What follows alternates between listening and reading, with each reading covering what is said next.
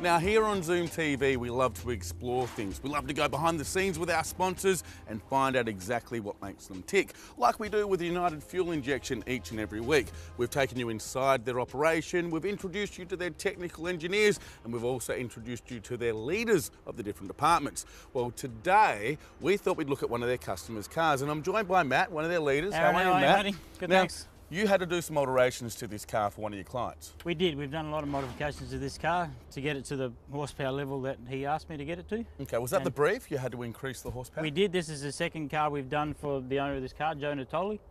The last one we did was 200 rear wheel horsepower. He bought this car and came to me and said, Matt, I want 250.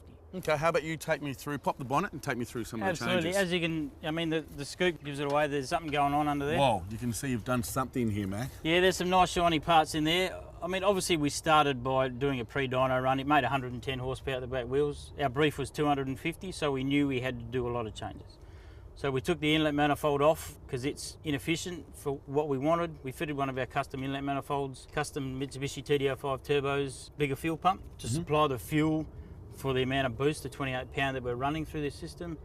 And we also needed to fit a larger intercooler to deal with the extra heat load of the engine, the 28 pound of boost. It makes a lot of heat, so that's why the intercooler is so big to deal with it all.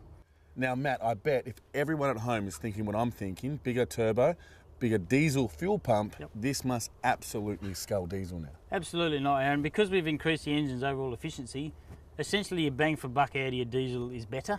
So the fuel economy either stays the same or it's a little bit less. Okay, so it doesn't have to work as hard? No, absolutely not. The engine's doing what it's asked to do so much easier. Now, you know I'd normally believe you, don't you? Yeah. And I'd normally take on everything you say and I'd go home and I'd be a smarter man for it. Absolutely. Well, today I've got the owner of this car sitting in there so I can ask him some questions. Absolutely. All right, well, thank you for your help. No worries, I'm going to go in there and talk to Joe. Thanks. Joe. Aaron. How are you, mate? Good to meet you. How are you? How about you take me for a drive and we go through some of your changes to your car? What do you reckon? Pleasure. Jump in. So Joe, one of the first thing I noticed is you must be into four-wheel driving because your car has been altered all over. The car is set up for tough touring, a lot of tracks and forest work, as well as also getting out into the beach with the family and getting away for weekends. Okay, is that what motivated you to do the alterations to the engine?